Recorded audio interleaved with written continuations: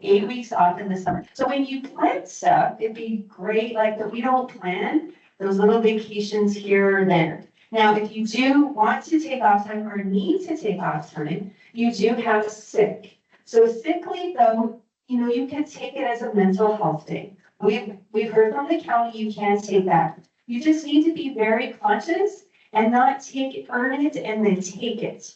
Because what happens then, you guys are around children. There's germs, right? There's outbreaks that happen. So now what happens if you've taken those sick days and mental health days, which again, I'm not saying don't, please take them as needed, but now you are sick. And so now we need you to stay home. And that's how the trickle effect goes. I was just referring, if something comes up, unexpected. That's what I was. Yeah, and if something does come up unexpected, again, that could fall into the mental health part of everything. And we all accrue sick continuously. You guys, 10-month employees, even accrue sick over the summer as of now. Okay, so there's plenty of opportunities there. Just be very conscious if you earn a sick day. Just be conscious if you decide to take it, it's yours to take. But remember, later on, if something comes up, you're gonna have to ask for a leave without pay and it might not be approved. Okay, any other questions or comments?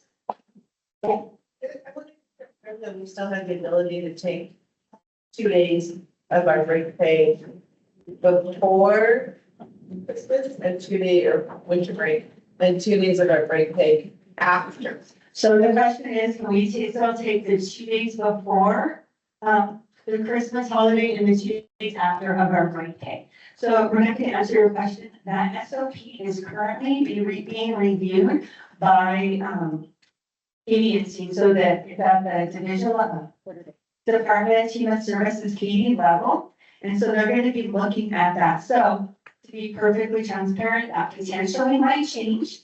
Changing could be good, could be bad, however you're gonna look, but I will explain it to you once that does happen, okay? I'm gonna wait on the explanation once we get approval or don't get approval, okay? Just so you know, it will be, a lot of it has to do with financial. So, never mind, I guess I will explain it.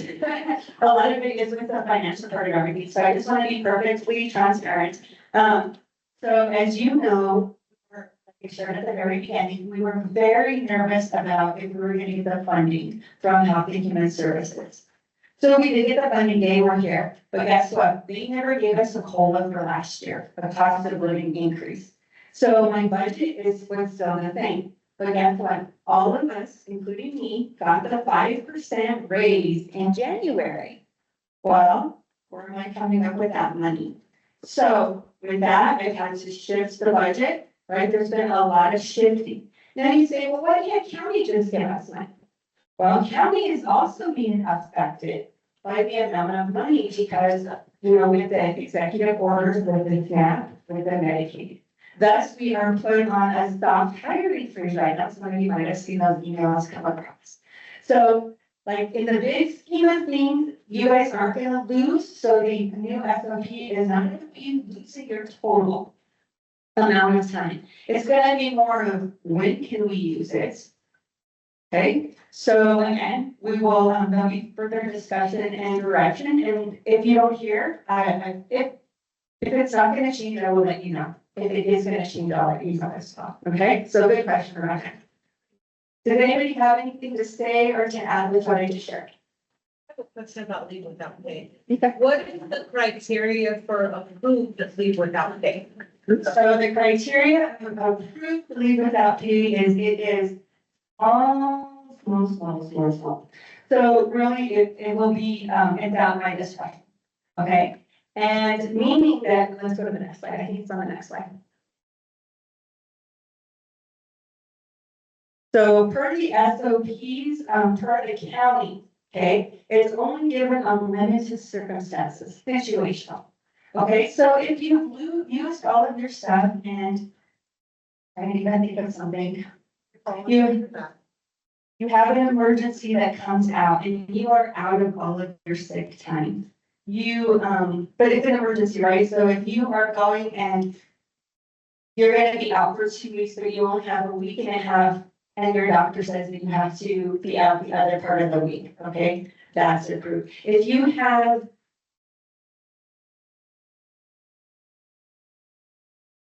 sorry, I can't think of anything else. Unfortunately, it's not gonna be approved if you decided to plan a vacation and you ran out of time because you miscalculated. Or, so FMLA is not affected, FMLA plus, FMO plus, that you still are with, you're still getting paid. FMLA, that's security of your job, it has nothing to do with that. Okay, anything else? Good answer? Not really. Okay, well, give me an example. It's okay. Like, so if somebody's sick, that means that they'll come to you and you'll decide whether or not that's a good criteria. Yeah, so if somebody's sick and they've exhausted their sick time, and they've exhausted their break pay that are allowed to be used at that time, then we would put, in order for it to be approved, I would just ask for a doctor's note. The doctor's note saying that they have to be out of the office for that time, okay? So I'm not the big bad wolf, at all. It's one of those things, it's more if you guys are planning vacations and it's affecting you not having that time, that's when the problem comes Did that help? in. Okay. Yeah, So if, so your FMLA, so if you ask for FMLA and you still have all that sick time, does the FMLA take away from your sick time? It's no, different. FMLA is different from sick time. So if you got approved FMLA, that takes into effect. And then you use your sick time after that has needed. And you still get paid with that? And you still get paid with FMLA, FML plus. FMLA is after you've exhausted all of your time. You get FMLA, then that secures your job.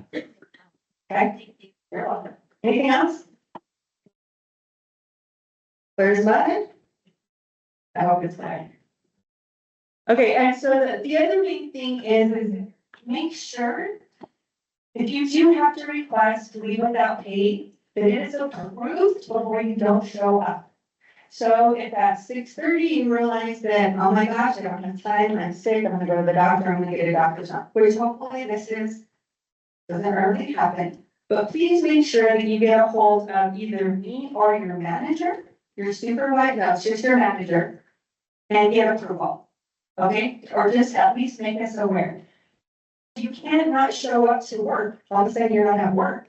And then you say, oh, I'm taking leave without pay.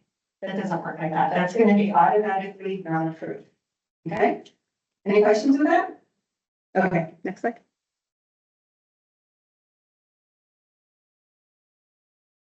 Oh, I guess that's it. okay, any questions? That I had more to talk about that one.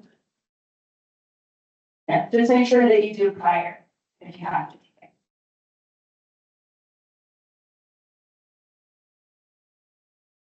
So nobody has any questions about that, I wanna make sure, yeah,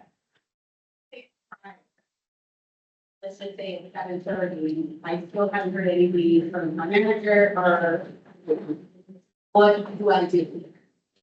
okay, so if you reached out and you haven't heard anything from manager or administrator or me, approving or not, continue to call.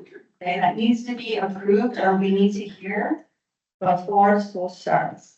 The other main thing is that helps the minute that you know on anything that you're not gonna be in the center, the faster you could call and let your supervisor, site manager know, the easier it'll be for us to find coverage, to figure out how we're going to, cover, who's then, take your place in the classroom. Exactly. Okay. All right, next topic. Clocking in and understanding the grace period. Next slide. Okay, so I think a lot of us have been around since UKG, first with admin, where we had to go and we have to clock in, clock out, or clock in, clock out on your phone or on your computer. And at that time, they had said, oh, somebody might have mentioned, maybe we all remember, there was a 7-minute grace period. Well, the 7-minute grace period was supposed to be behind the scenes. So it was one of those things where when the higher ups were looking at it, they were assuming there was gonna be long lines of people lined up to clock in right at 8 o'clock. But as we know, that is not not actually what happens. So, I know some of us might be thinking, well, we've got 7 minutes plus or minus to come in, right? And the only reason I say we think that is because I've seen our time. And it doesn't affect our paycheck, right?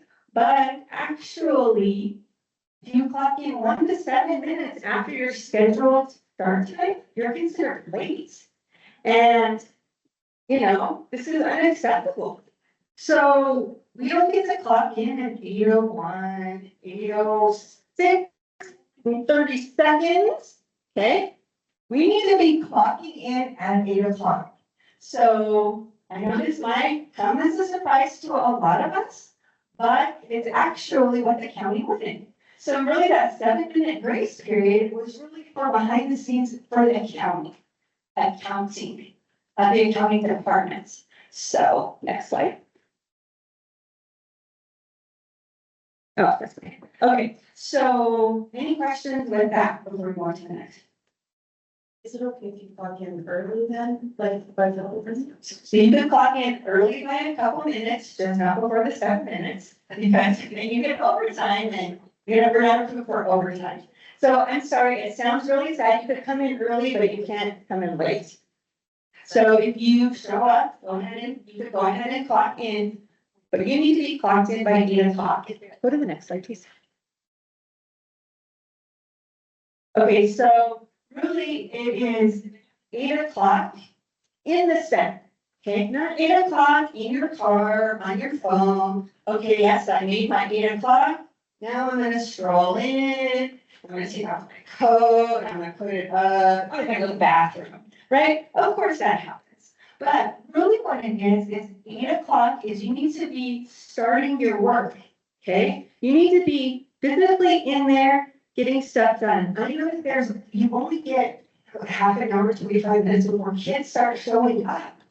And we've got, if there's some of your teammates that aren't showing up until 8:06 and a half, plus they're still just motivated from their car, you know, we're not getting those checks done. We're not getting that classroom set up. We are behind the 8 ball on a lot of stuff.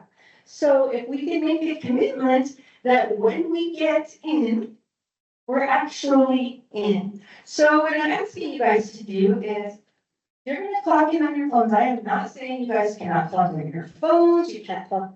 That's all still very much clock in on your phones, clock in on your computers, clock in on the kiosk. Whatever you choose, that is your choice. But you need to be in the center. Okay, there's no more clocking in the parking lots, waiting another 6 minutes, and then walking in. Okay, so we are going to start watching that a little bit more. You know, we're not supposed to be clocking in late, because that is a violation. Okay? So the grace period is not a permission slip. And you need to communicate. So at times, absolutely, we all run late. There's traffic jams, we're unexpected. So it should be an exception, not the norm on what we do stuff, okay? Does anybody have any questions?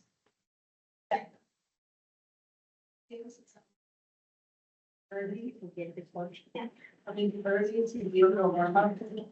And then when you get stuff, before you come, because you haven't talked in. So what is the do that? Okay, so the question is if some CAs come in early and then they get working on stuff and then they don't clock in on time.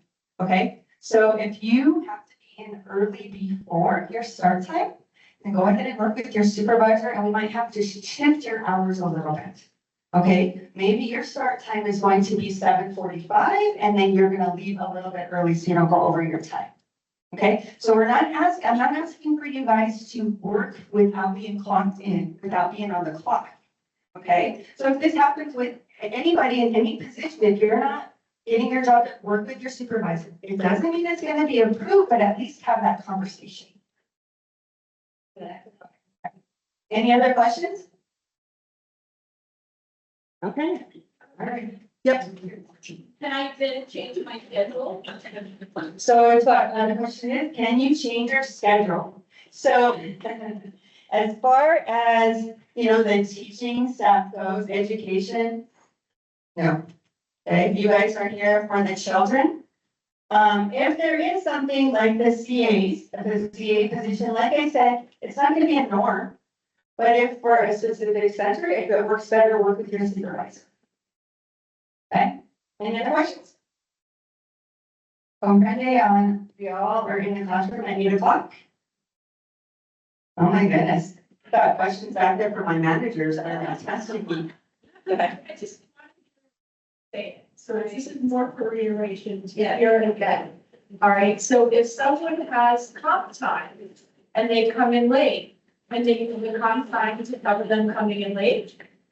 I didn't understand. If somebody has comp time, what? So sorry, if someone has comp time that they accumulated because they've had to stay on for whatever reason, but they're coming in late, can they use that comp time to cover their late? So that will be an approval from the supervisor. Okay, all comp time use will be approved. As of right now, overtime is not approved at all. So we need to make sure that we are exactly at 40 hours a week. Okay, if you want to be clock watchers, that's fine, but I need you guys to be at 40 hours. Okay, and there's no approval for comp time. If, it might be some family service specialists, it might not necessarily be the education team that needs that, work with your supervisor, and not for it to get approved, but to see which duties or functions that you're not getting done, and we could see if we could reallocate that. We could figure something out, okay? All right. Anything else? Oh my gosh. Just teasing. Go ahead. Go ahead.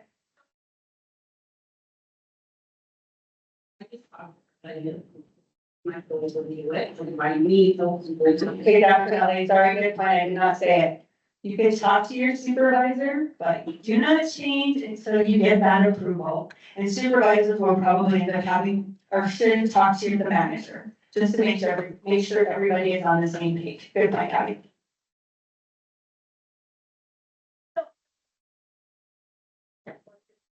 Yeah. Okay, the option to leave at 4:15 is I think we're 2 CA short right now. But starting the year, even if we are short, we are going to, all the classrooms that have full with the CAs in there, so we've got a teacher, classroom assistant, teacher assistant and classroom assistant. We're going to keep those breaks like they're supposed to be. Okay, let me tell you about this. The main reason we don't want to leave at 4:15 is because your break is supposed to be a break in the day. Not to leave early, but a break away from the classroom, a break away from the work that you're doing. It's a break. And then so now you're refreshed, you stepped away, maybe, you've had some challenging situations in the classroom. So now you've stepped away from those 15 minutes and now you're back in the classroom again. Okay? The other thing when taking the 15 minutes, leaving early at the end of the day, is that we have some planning and some getting ready for the next day that we have to get taken care of at the end of the day. And I know that we told you this is what we have to do. We were at a fight or flight at that time. We got told that we have to make sure that we give you those 15 minutes, and we couldn't find another way. We didn't have enough staff. But now we should have the staff. And so now, when the children leave, you guys still need to, get your tasks taken care of all the way until 4:30. Please make sure you guys are checking your emails too, right? Sometimes we don't have a chance during the day. I know, you guys are in the classroom, you guys are with families, you guys are doing help. That's the stuff that the health team does, right? Did that help? Did that answer your question? Anything else? That's a Department of Labor requirement too. And the Department of, no, it is in Adams County. It is in Adams County to give 15 minutes and 15 minutes. It's the Department of Labor, it's 10 minutes and 10 minutes. My only question is a clarification. So when we're notifying people that this is as, are we notifying our supervisor or we notify our manager? Because all of us have two levels. So like calling in sick, we're gonna be late, leave without pay, all the stuff that they're talking about. Which level do we contact? Okay, so did everybody hear that? Which level do we contact when we're gonna call in sick, we're gonna miss a day, leave without pay? So when you call in sick, you're gonna use, like I said, we'll wait to the break days, but the break pay days, all those need to go to your supervisor. Because those are kind of day in, day out, lots of stuff happens. Now, when it comes with leave without pay, you need to go to your manager or me, okay? So because that's a little bit higher of a level decision to make, nothing against the supervisors, but that's a little bit higher of a decision that needs to be made at the time. Good question. That's how my department, because I'm the manager and the supervisor.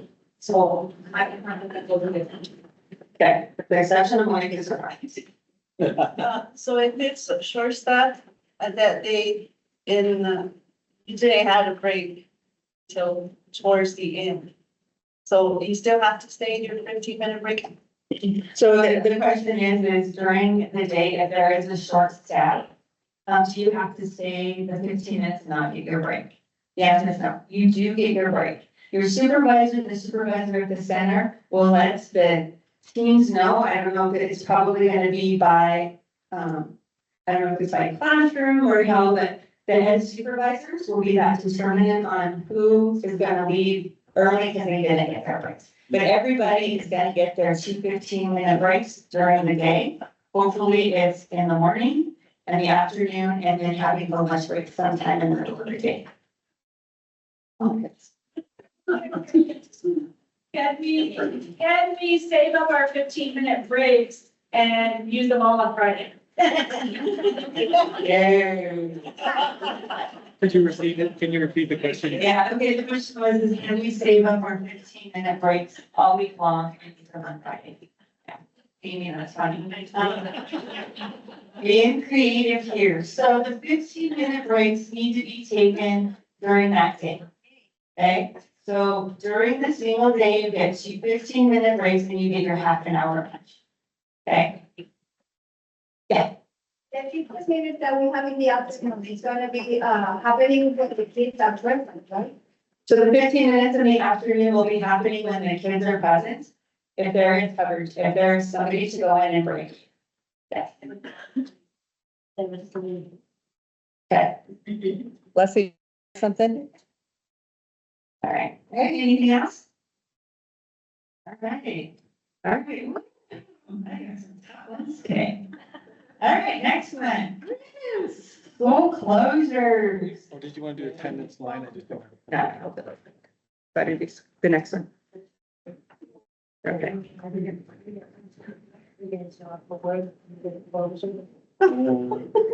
got the next one. We can do the next one.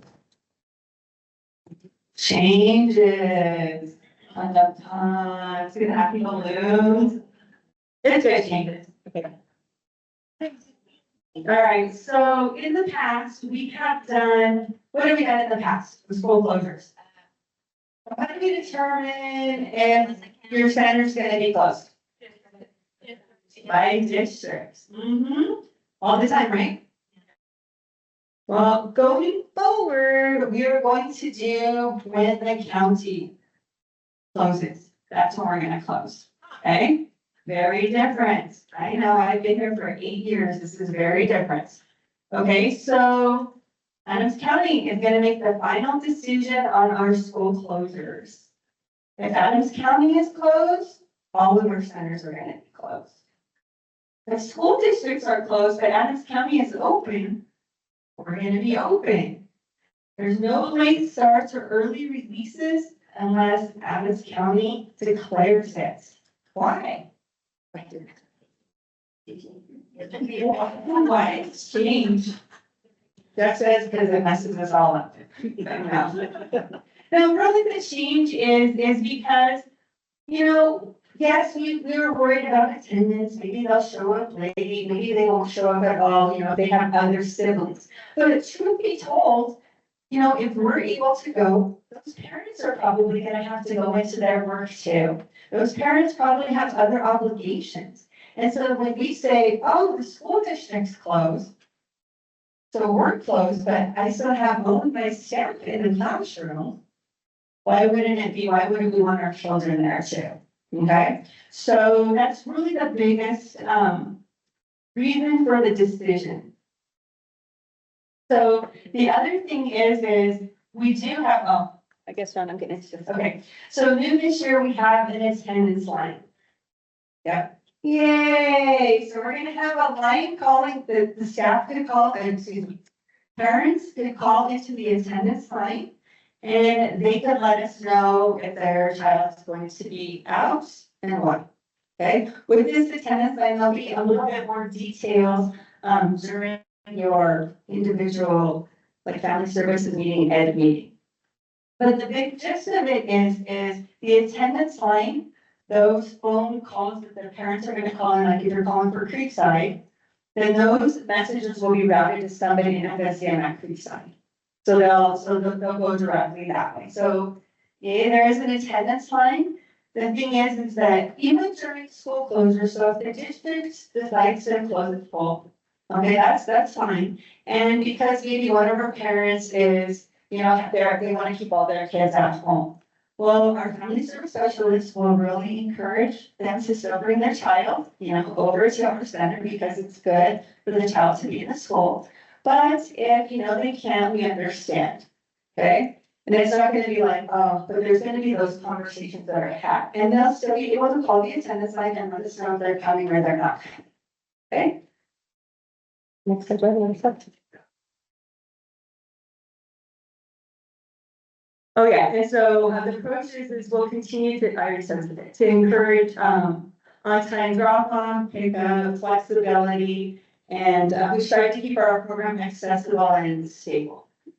Does anybody have any questions with this change? So just so you know, in the parent handbook, it'll be updated, that there will be the attendance lines to call. And then it'll also be noted to when they look, or even if you guys talk to your families, you know, in the mornings, we used to say, oh, watch 9 News or whatever news and really look for the school district. Now we're just gonna say, look for Adams County, because Adams County will dictate on their news, like if they're gonna be over.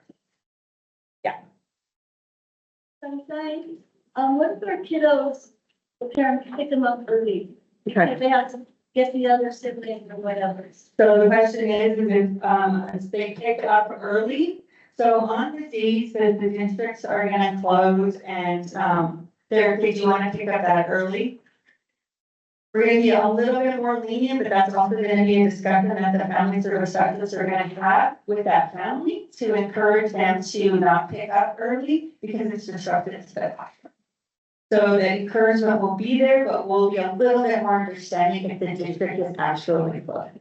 What about late drop? The same thing.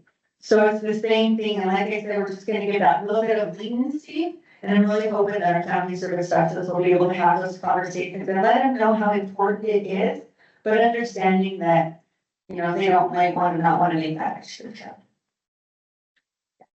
So if, we're closed, they will get a text too, right? Yeah, so then the families, the also get the text, correct? And the delays start if we delay. So it'll be up to the county. We'll all get the information, right? Everybody, hopefully you have your number correct so that everybody's getting the text from Adams County. My question is just like, individualized, sometimes somebody will hit Brighton as one and it won't hit anyone else. The 27J was not us. And sometimes vice versa, the west side gets smacked and sunshine is just happy as a fan and doesn't have to close. So in those types of instances, I know you said that Adams County is gonna start posting, but just to be real specific, will it be Adams County Creekside, Adams County this, or will, you know what I mean? So did everybody have a question? did you guys hear? Okay, so it's Adams County Human Services.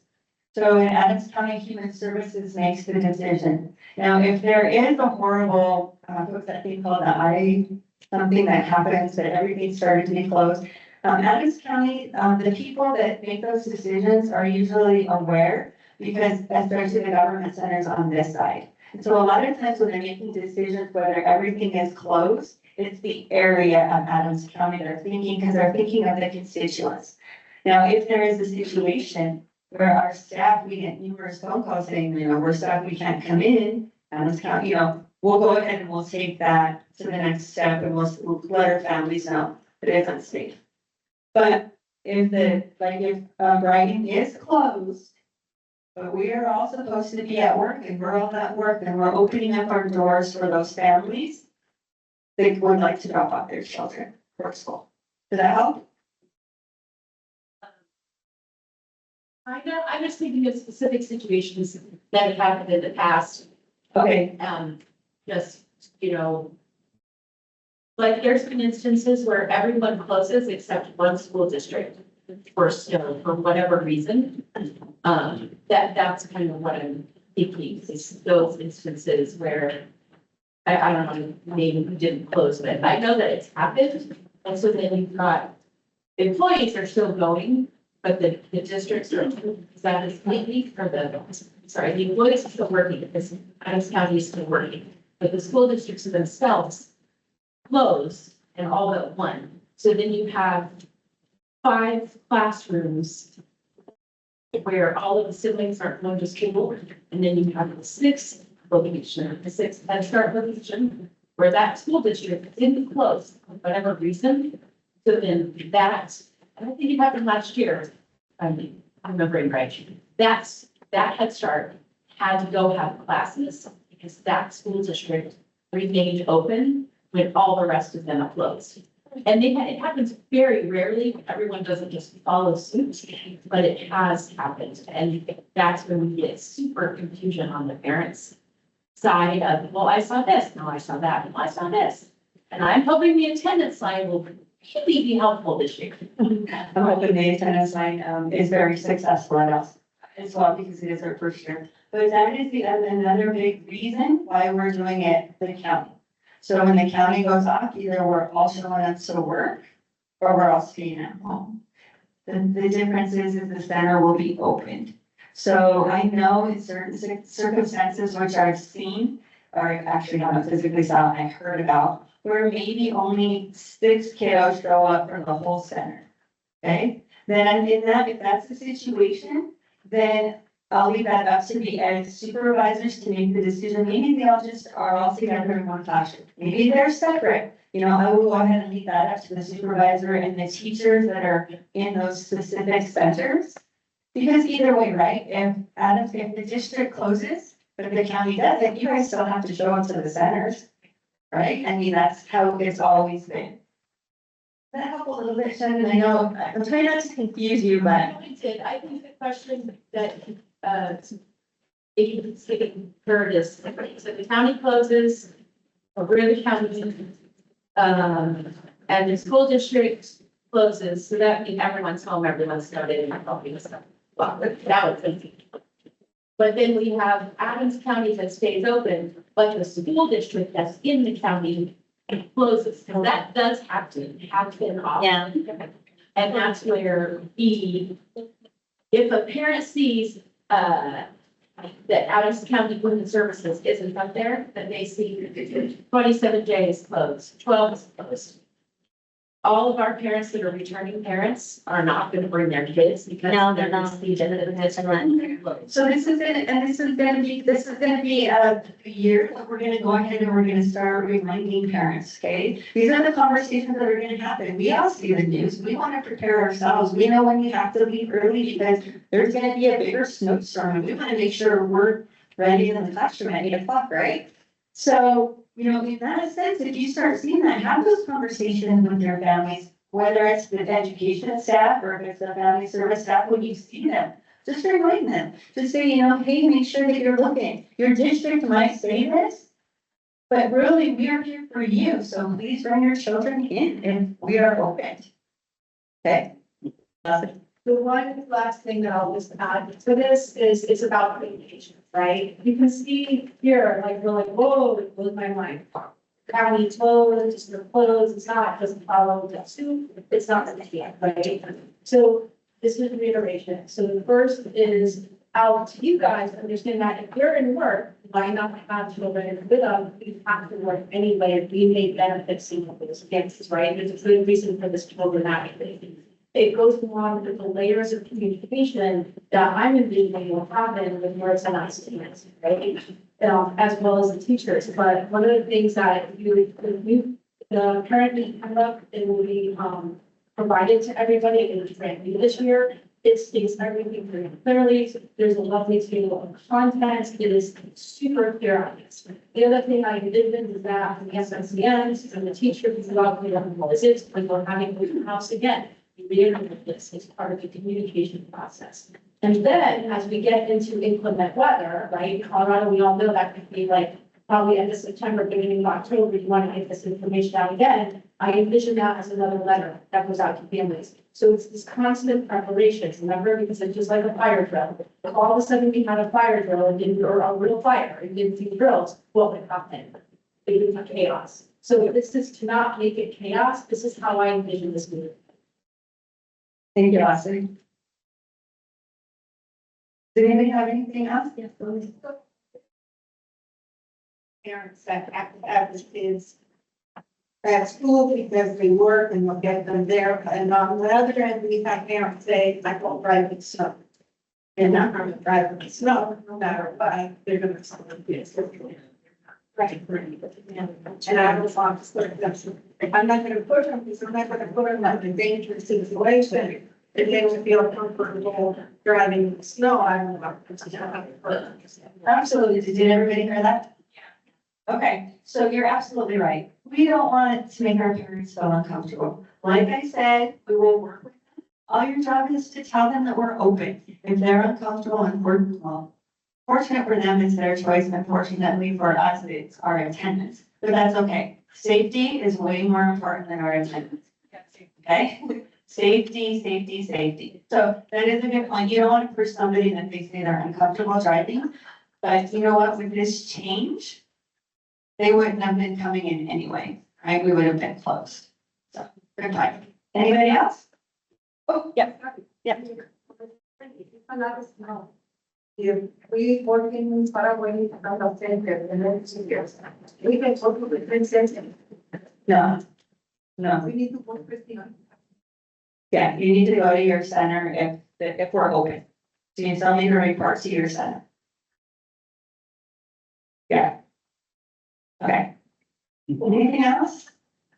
All right, well, thanks, guys. If anything comes up or if you guys are sitting and you start stirring, you know, you could always reach out to your supervisor. They're more than capable of answering all these questions. So thanks, guys.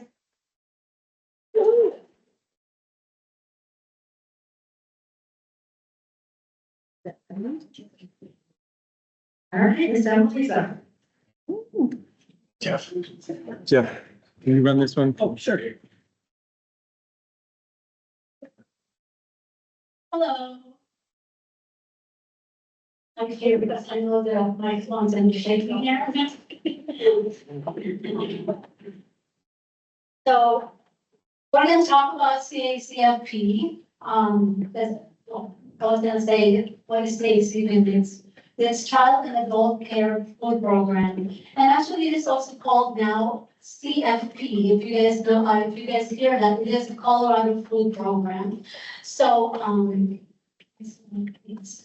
so it is a federally funded program that provides nutritious meals and snacks. And, but what we're gonna be talking about before anything else, I'd like to introduce my team because you will see them in and out in the centers and then they don't really get to know you more, but I'll go ahead and introduce Krista. Stand up, Krista, your forehead. Amy's working in the kitchen, and I have Belmy. Belmy started to class, when is it, Belmy? When did you start? September? No, I started March 26th, so she hasn't really done a whole year yet, so, yeah, and then we have Karina. August 28th is her first year here in Adams County, so thank you. This amazing ladies, they come in at 5 o'clock in the morning, and we need to be done by 9 o'clock, and so we work so hard, and, you know, and they love working in the kitchen, so I appreciate them so much. And so anyway, we're talking about the CACFP, we're gonna talk about, also food safety and temperature control, but I'm not gonna go into depth on that because tomorrow at 7:30, 8 to 10, CAs will have a meeting and we'll have some in-depth training about food and sanitation. And we're gonna discuss also procedures on mealtime, the portioning, special diets and expectations. And, next slide, please. The main goal of CACFP, I'm just gonna summarize into 4 here, is to improve nutrition for our children and support healthy growth and development, promote lifelong healthy eating habits, and health-centered childcare providers to serve balanced and reimbursable meals. So that is a federally funded program. And we do have to follow the requirements and we're gonna, next slide, please. Next, please. And that will be our focus right here. I think I already discussed this, but so this board right here, you will see this in the centers, okay? And we are right on the third one there, it says ACHS 305. And so those are the meal patterns that we are going to change. So it is guidelines, and yeah, we can keep it on that one. We can get on the next one. It's actually a clear meal patterns right there. And so these are the requirements that we serve every day for breakfast, lunch, and snack. And so those, the breakfast has to have, as it says right here, contains milk. Milk is one of the components, and we are serving 3 components for breakfast. And that would be with fruit or vegetables and grain. And for the lunch, we have to serve all 5 components. And that would be milk is one, fruit, vegetable, grains, and meat, all meat alternatives. And for the snacks, we also serve 2 components, and that requires 2 of the 5. So we can, milk is actually, we don't serve milk in the, for snack, but it can be considered, it can be, I guess, counted as a component, but we normally do fruit or vegetables, grains, and meat and milk, meat alternatives. And so, next slide, please. And so you will see this, these are our guidelines right here. These are the portioning, and we'd like to, I will talk to the CAs tomorrow to make sure that we have all the spoodles available. And so these are just the meal patterns as you see, the portions that we are required to CACFP to have a reimbursable meals. I'm going too fast. Am I okay? Am I good? Okay. All right. And so the meals for breakfast, lunch, and snack are CACFP reimbursed. I figured I'll share this with you. For breakfast, we get $2.37, and that is actually a little bit higher than last couple of years, just a few cents. For lunch, we do $4.43, and for a snack, it's $1.21. I figured I'd just share that with you about the reimbursed system of CACFP. So let's talk about mealtime. Plan on having a span of 1.5 hours between meals. So let's say if we serve lunch at 11:30, what's 11:30 to 12:30? When can you start snack? Can somebody tell me?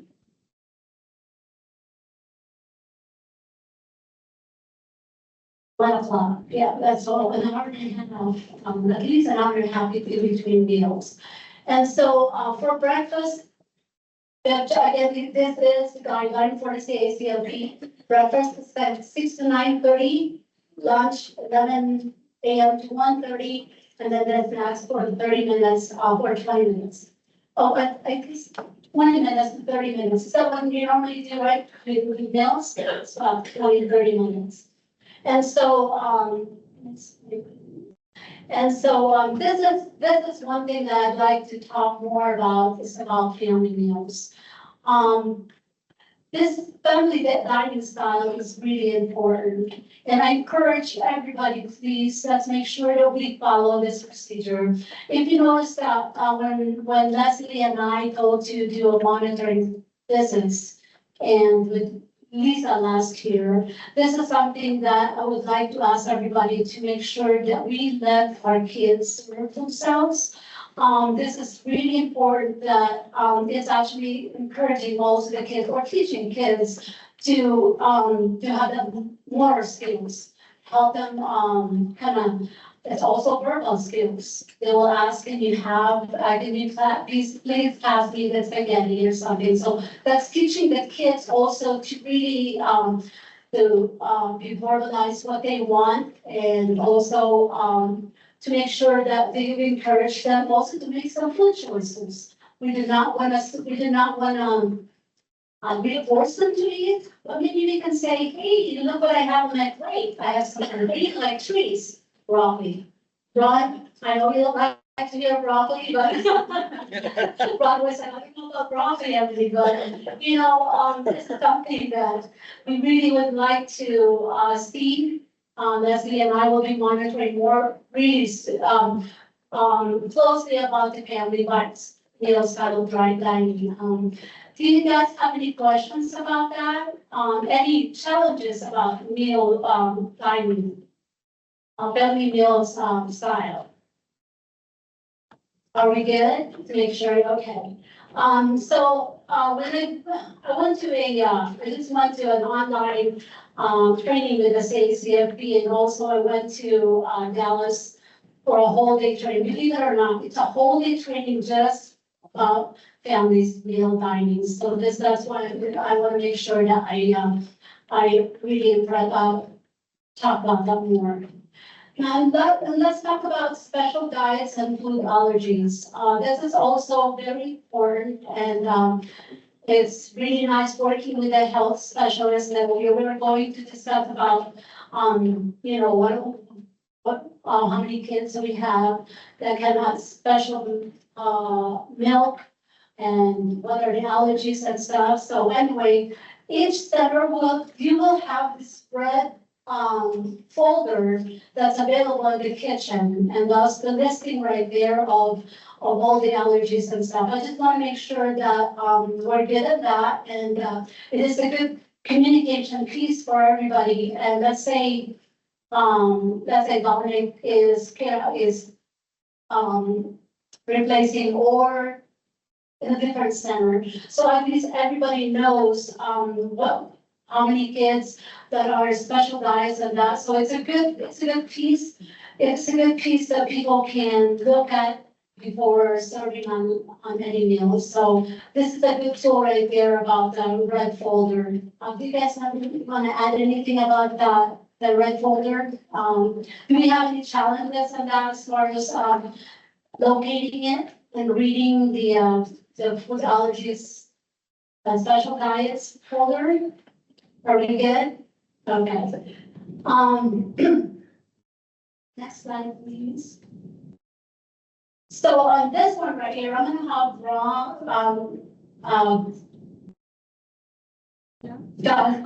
John talk about ROMS. And so, Are you done? Because I have oh, you have, okay, so we'll just pass this. Yeah, so I always say Ron. Sorry. And so, this one right here, the civil rights, do you know where this, have anybody seen this, poster? Yes. And where should it be located? from AMDS. And please, let me know if you need one in your centers, please let me know, I do have some extra ones in the kitchen. And also, the CAs, I would encourage you guys to let me know tomorrow so I can give that to you.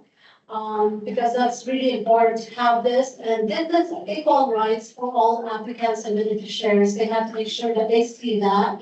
And it also entails about knowledge of rights and responsibilities. And, these are just the focus, about this poster right here. So I want to make sure that it is available to every centers, and you need to have two, where they come in and where they go out, okay? One thing I'd like to, talk about, I just want to make sure that, as far as communications to the kitchen, I would like to make sure that if anything that you guys need, let me know. I think we will have a different phone numbers because we'll be getting our new phones here pretty soon. So I will let you guys know tomorrow what is my phone number here. But I think the best communication, if you need anything from the kitchen, I would like to just go ahead and give me a text or shoot me a text or email me. And I will make sure that the ladies will go ahead and bring it to your centers. Our goal this year is to be a little bit more proactive, to make sure that you guys have everything that we need, in the centers from the kitchen, okay? Just give me, I'll let you know about my new phone numbers. And next slide, please. Thank you, sir. Briefly, I'm just gonna talk about food safety, but again, I will have a training, basically a 2-hour training tomorrow with the CAs in depth about food safety. But I will make sure that we are, for everybody's knowledge, food safety is one of the most important things on our job. We talk about it a lot, that's in the kitchen. And we will make sure that we practice that very well. And it starts on hand washing. Hand washing is really important. And my question to you guys is that gloves replaces hand washing. No, that's very important. How about hand sanitizer? No. Okay, very good. Because that's really, really important, you guys. How often should we wash our hands? All the time. A lot of times, okay?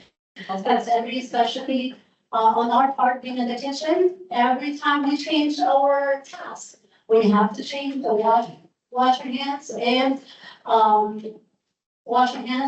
put gloves on. Because that's really important. That's why I want to make sure I taught hand washing before the proper glove, because that's very, believe it or not, I've been with the food service for so many times and I've seen things, people think that glove usage is a substitution for hand washing. So I just want to make sure. So, and again, let me know if you need gloves in your centers. I will make sure that we'll get that to you.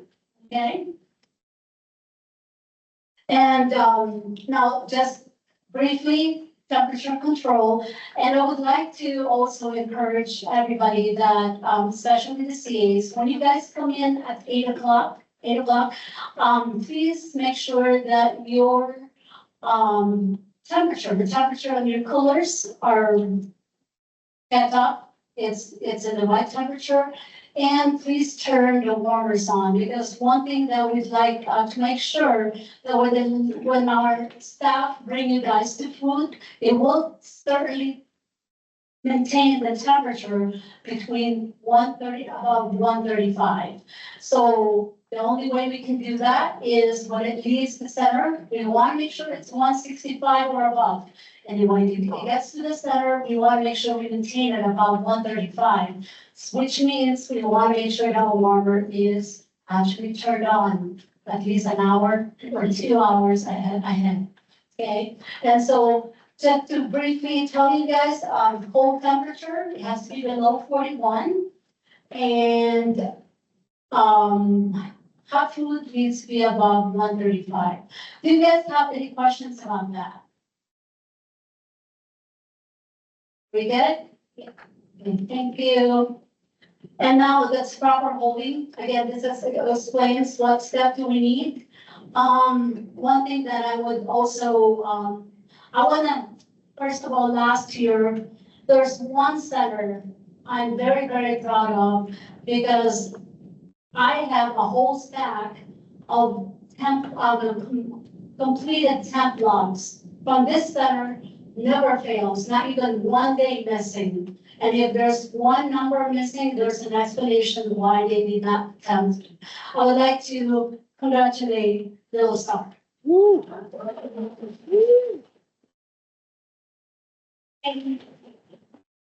And we always, I mean, like, every day, I mean, even like, there's no school, there's that temp log that she sent out, no school, you know what I mean? So it was amazing. Her stats about this, and she has one classroom, but it was, I was like, dang, this girl is just, so I just wanted to let you guys know, I figured that I think she deserved a applaud for that, so. And, temp log, what I do, one thing, my commitment to you guys though, and I'm very, very guilty on this, I don't give out follow-ups, conversation with the CAs, and this year you will hear from me, but I do look at it. I see what's going on, what's missing, and why is this, if there is a food that is not up to temp, I want, we're gonna talk about preheating to make sure it is up to par. And that's really important. And my commitment to you guys is to both of you one-on-one, hey, or maybe a conversation saying, hey, I noticed that yesterday or last week, there's one day that we did not do the temp log completely or 100%, but my commitment to you guys is to communicate that with you. Again, temp log is one tool that you guys have in your center to make sure that it is 100% complete. Because then it will tell us that we are actually, it's again, it is about food safety. We want to make sure we serve the kids safe foods, okay? And so I just want to make sure that that is also happening in each center. Yeah. Time to mention about the 9 a.m. breakfast. Oh, yes.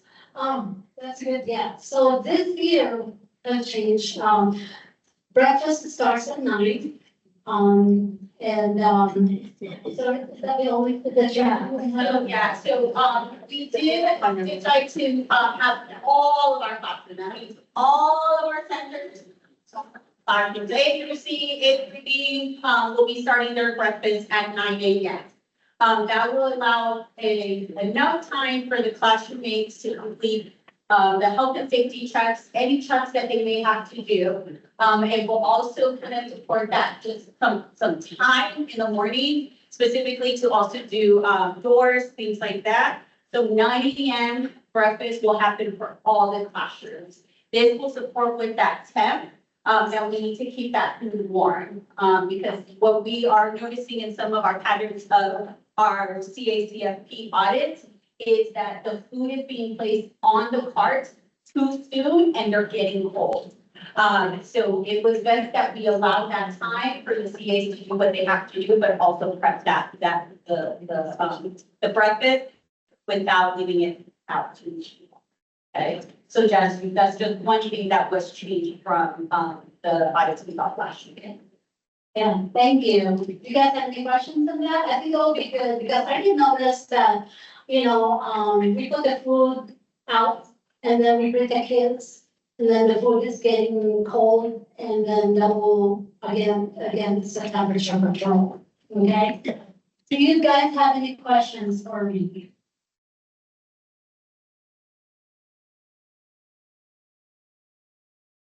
Well, Gabby had a lot of questions. Emily, will you guys have, or send out what you guys are gonna be serving for like the parent cafes? Unfortunately, this year, we're not gonna do a parent cafe. Okay. Yeah. And so, but I will have somebody explain that a little bit more. As far as that changes. So One of the things that we find Have no that money. community, how many of you guys went to the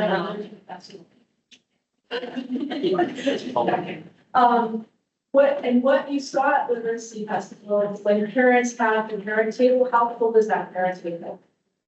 It's cool. One of the things we want to try this year to build that community at our parent cafe / parent community meetings that are happening monthly is to invite folks to do potluck to it, to have parents contribute. They don't have to, it's not mandatory, but one of the things that we wanted that I see every year is that parents love to do this. If it becomes a burden, I do want to do that. So it's one of the things that I know if I go to somebody's house, I never go without bringing something, right? And I think that is just sort of a normal human thing to do when you go visit people. And I think that if they can do that, it is something that they really appreciate and want to do. However, again, like I said, if you feel it, if you understand that it is becoming a burden, most likely we're gonna hear from that from our team, right? From that, the FSC. But if we, again, anybody can certainly let us know that, but it is something that we're gonna try this year and we're gonna see how it goes. Are you guys doing parent engagement? I'm sorry, How about parent engagement? I mean, Are they gonna serve, are they gonna do snacks or anything? oh, the take home? Yeah, We're not gonna do take home anymore. Let me give you a why. I always like to make sure there's a why, so everybody's kind of tracking it's the same page. That started during the pandemic. And the reason why that started was because we didn't have, we wanted to make sure parents are getting out and getting food and that there's food at their home. And so it kind of was something that survived even past the pandemic. It came to a point where I'm like, is it necessary? What are we doing? The other thing too that we were doing is I noticed it started to get away from the nutrition and kind of food, right? We started to have kind of like, less nutritious foods, just to put it as like, fun food. And I like to say fun food, right? Because we all like fun food. But that is also not a mandate of our program, right? We also got a new office memorandum from the Office of Head Start stating how nutritious food needs to be incorporated into anything that we do at any time. Like that's one of the things that we want to do is, for instance, like in the parent cafes, I myself will contribute to when I go to a parent cafe as well. We're not going to make sure that like parents can't contribute, I don't know, cookies, whatever, they can contribute whatever they want in terms of the community. I think that is an after school thing usually. Unless the parent cafes, and that's one of the things that we'll be talking about with our team too, is every cafe can be different per center. So every center has its own flavor, so to speak, right? Sometimes parents work, sometimes parents are more stay at home at the center. Sometimes parents might like morning better. Sometimes parents might like directly after school or just before kids pick up. So again, the FSCM team will be working very closely with those parents to understand what the flavor of the center is, how to get more parents at that center to treat it very different for centers.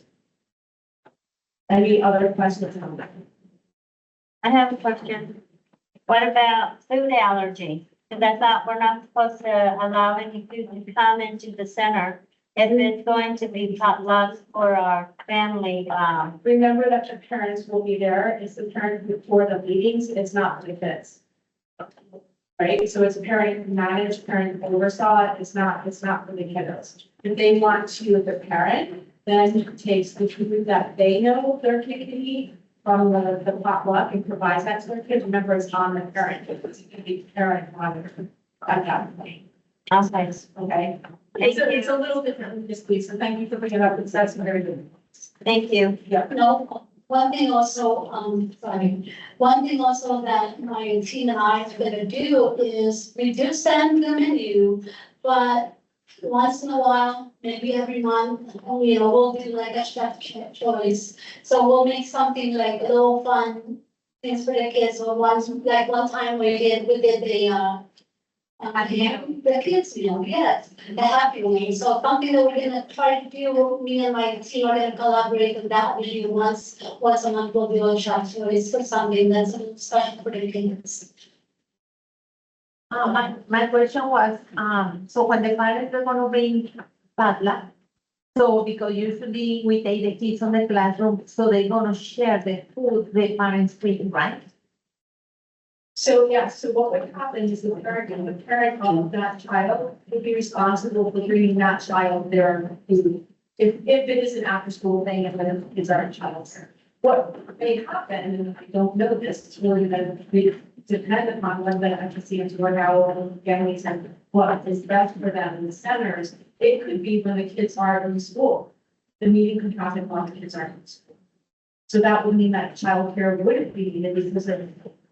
So it depends on what that would look like. And again, remember, work with us because, and please, provide your feedback. That is super necessary. And I'm enjoying this because it gives components that we will also look at and that we're looking at. But this is a new process to see how it goes.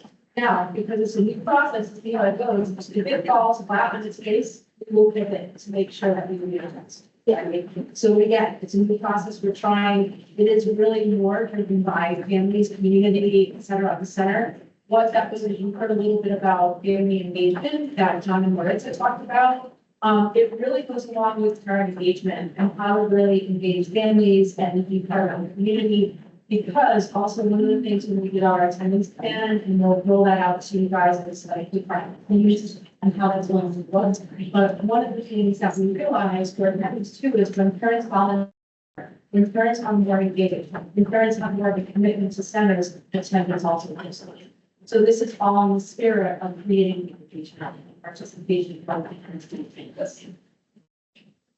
I think I have a little bit of concern about one. And I think what we're seeing happening is if we bring in something and then the kids come into the discussion, teacher and mom, we could access what that's considering. I'm still uncomfortable with that yet. I'm wondering if we can get together with our for the first 15 minutes. That might be, but when kids are being something, I will just make it. I love that, Ms. Renee, and I think also. Sorry, I forgot this was videoing. Miss Wendy, that's a very good point. I like that suggestion. So if everybody didn't hear Miss Wendy's suggestion, she had said, well, I wonder if they could do it where they all eat together. So just to kind of give you a glimpse, because you're not here every month at Policy Council, is families will come in, they will eat with their children, and then the children go into daycare. I think that's a great fix, Ms. Wendy. So I think that's also one of the things we're gonna talk about with the team is when we have the parent cafes, we want to make time for socialization. So meeting with the parents to get to know each other, to build community in that center, to really give them a little bit of time for that. What that looks like, that could be 15 minutes, we're not really sure how that's gonna roll. It's gonna be based upon parent-driven responses, right? But Ms. Wendy, thank you very much, because I think that's a great way to build that in. And that gives you guys a little less anxiety, right, about that. So we don't want to create anxiety, we want to create community. So therefore decreasing anxiety. So thank you.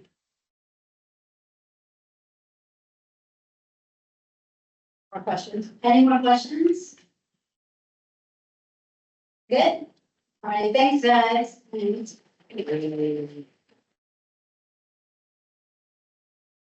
think the other thing to say, we do have a puppeteer coming for that first September Parent Cafe, Andrew Mervika.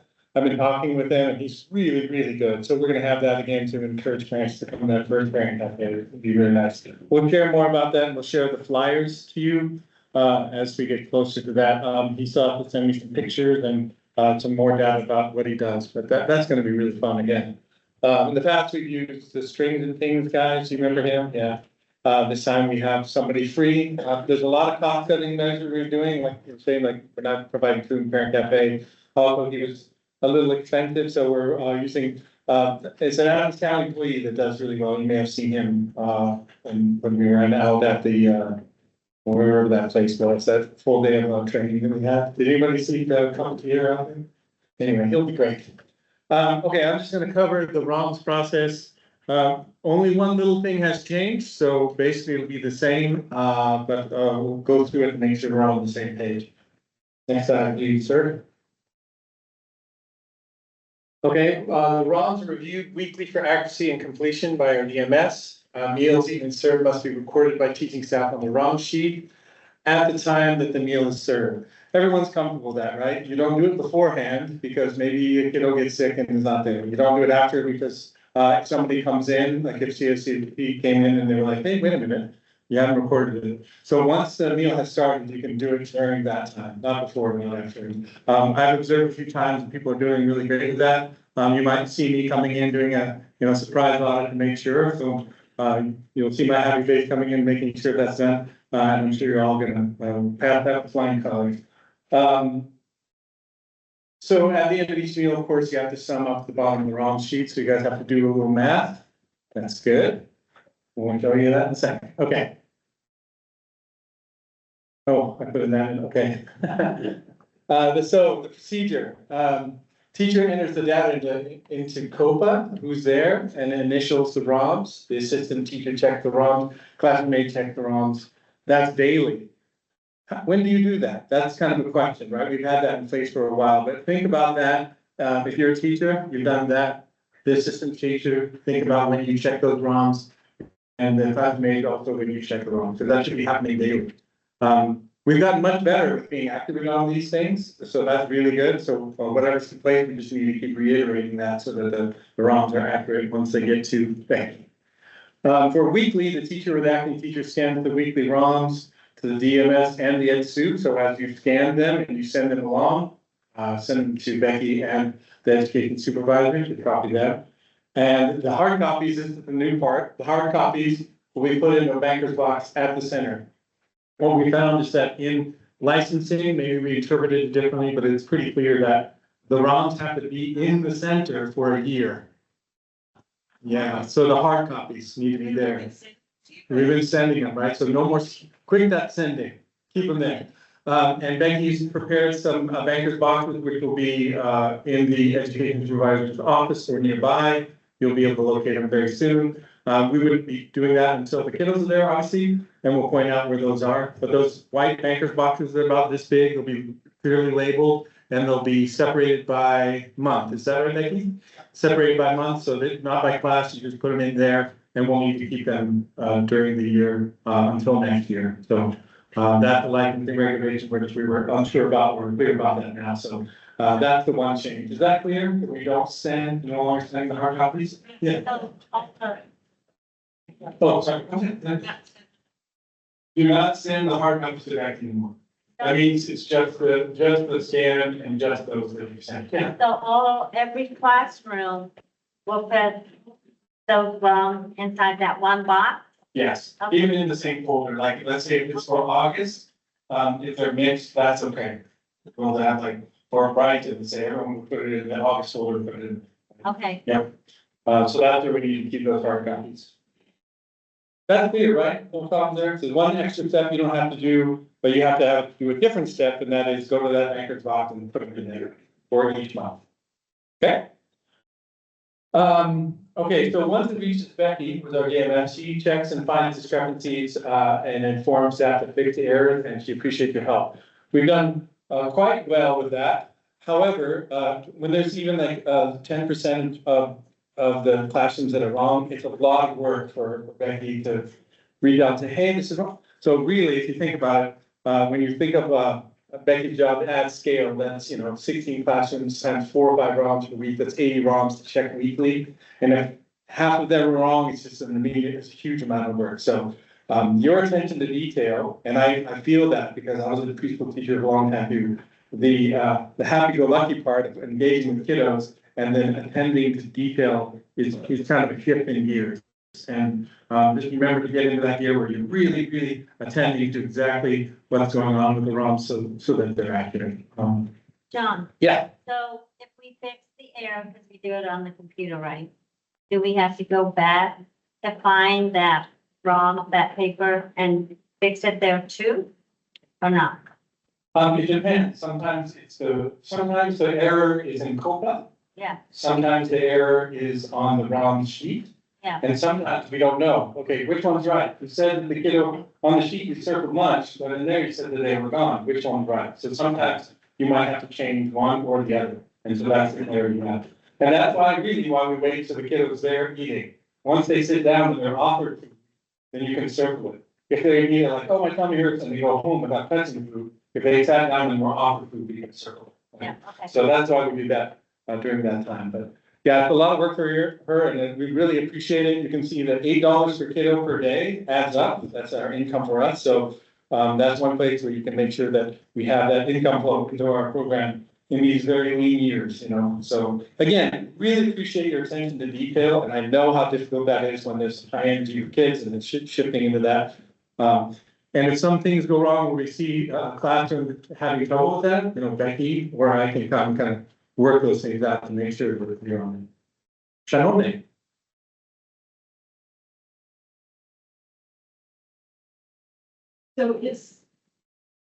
So if breakfast is from 9 to 9. Our line, there no is for breakfast, it's all during the same time. They mark it on the wrong. And then a kid comes in at 9:45 because they had a 5. And that child is hungry and so we feed them because we never don't feed a child. Does that child that ate at 9:45 get counted on the wrong? Did you hear the question, Leslie? What if a kiddo, I'll just say it again for the recording that at 9 o'clock, all of the classrooms are having breakfast. Big kiddo comes at 9:45 and they do get the breakfast meal, can we count them? So when we walk into. If you can't come up, yeah, thank you. That's good. Appreciate it, thank you, Leslie.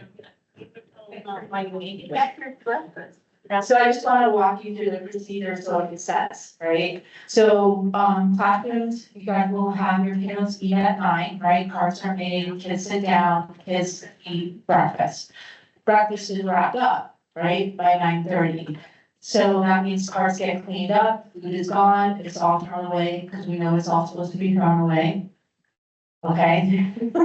And then there's no more food. So when a child comes in then at 9:45, usually, I'm right, correct me if I'm wrong, education team, that child is gonna get that backup cereal and milk or something like that that's available. Therefore, we wouldn't count that. So then I just wanted to kind of logically step through that process, so that makes sense. So does that make sense to everybody? Thanks for the questions. Lunch gonna be the same time? No, it's just. It could be served at any, it could be at 11, 11:30, 12, as long as there's a 1 hour, 30-minute gap between the end of breakfast to the start of lunch. Okay, again, I said those times might be different as long as the starting time is an hour and a half after the start of breakfast, as Emily put forward. Okay. And they'll have, they can create a schedule, however that works. Okay. Everyone's at 9 o'clock. Okay. Next.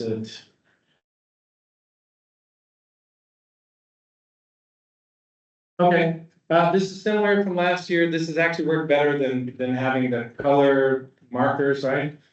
Just like last year, you can scan it in black and white or color, it doesn't matter. We actually circle the letter when they're there, so BLS, we can circle them, and then we can put an X through them if they're not there. So that has worked very well, because there hasn't been a single time last year where Becky had to say, hey, you didn't scan it in color, can you do that again? Because we don't need to be in color. So we're trying to remove any obstacle that might be kind of standing between our way and making this really smooth. So we'll do that the same, where you just circle the letter, B and LS when they're there, and then of course you have to add them up. That's your little math for the day. So make sure to do that. And again, they can be scanned in black and white. Any questions about that? Okay, and I guess that's it. No questions? All right. Yes, can you come up if it's no longer? Thank you.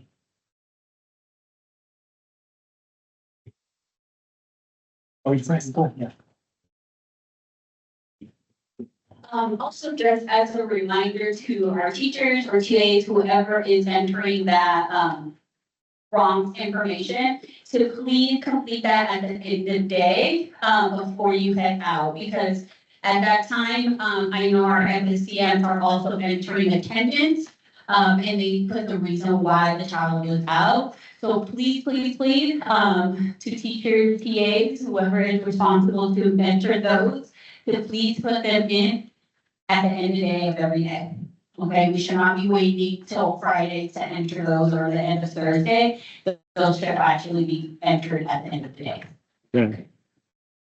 In reality, what we mean is at the time of the snack, right? Because during breakfast, you should be doing that. Oh, I'm talking about Copa. Oh, COPA, on COPA, right, okay, thank you, yeah. COPA needs to be definitely done at the end of the day for multiple reasons, okay. All right, so on your table, you will see this little piece of paper here. Is it lunch after this? No? Yeah, okay. So before lunch, I'd like to see, does everybody have this piece of paper, this is the test, and this kind of applying for the civil rights. You guys don't have them. Oh, you guys didn't write it. There's some. Sorry. So please, this is important, so we can go out and we try and make sure everybody taking the test and, I don't think I have enough of the managers, so you guys have been doing it. I'm sorry. So just put it at the end of the table, and I'll collect it at the table. Right side. Thank you. And then what's last now, besides, it's new, and some of them I know, thank you so much, if you send them to me in email, I always think I think I will. You have to, probably, just read out, Okay, thank you. So when you're done, make sure to put these at the end of the table, and also Leslie just mentioned to have this, standard precautions certificates that you should have, to just give them to her back there. When you're done with this, then you're good. We are starting at 12:30, so we have a few minutes to finish this. So just remember, we're starting right at 12:30. That means you have to be in here a little bit before that. It's go at 12:30. Thank you.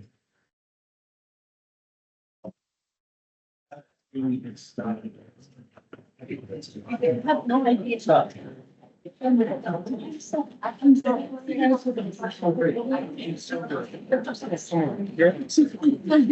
little dance or something would have been better.